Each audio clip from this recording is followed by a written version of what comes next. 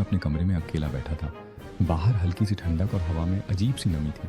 घर के सभी लोग सो चुके थे, लेकिन उसकी आंखों में नींद नहीं थी। उसके हाथ में फोन था और वह सोशल मीडिया पर व्यस्त था। तभी अचानक उसका फोन बज उठा।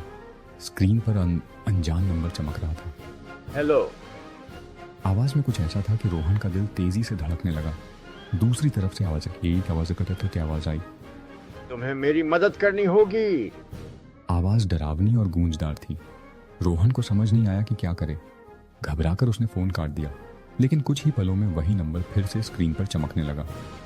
कौन हो तुम और बार बार फोन क्यों कर रहे हो? उसने लगभग चिल्लाते हुए कहा।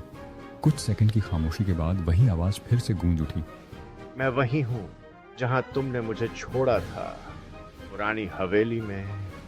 अब रोहन के चेहरे का रंग उड़ गया। उसे 5 साल पुरानी वो रात याद आ गई जब वह अपने दोस्तों के साथ एक वीरान हवेली में गया था।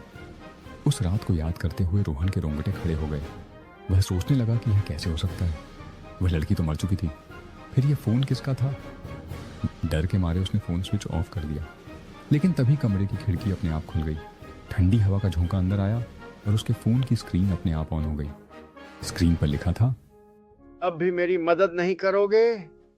यह संदेश पढ़कर रोहन की चीख निकल गई। उसे लगने लगा कि यह कोई मजाक नहीं था। वह कमरे में इधर उधर देखने लगा, लेकिन वहां कोई नहीं था। घबराहट में उसने फोन को फिर से बंद करने की कोशिश की। रोहन को समझ नहीं आ रहा था कि आगे क्या करे। उसके मन में सवालों का तूफान उठा हुआ था। क्या यह सचमुच एक भूतिया फोन कॉल थी या किसी की शरारत?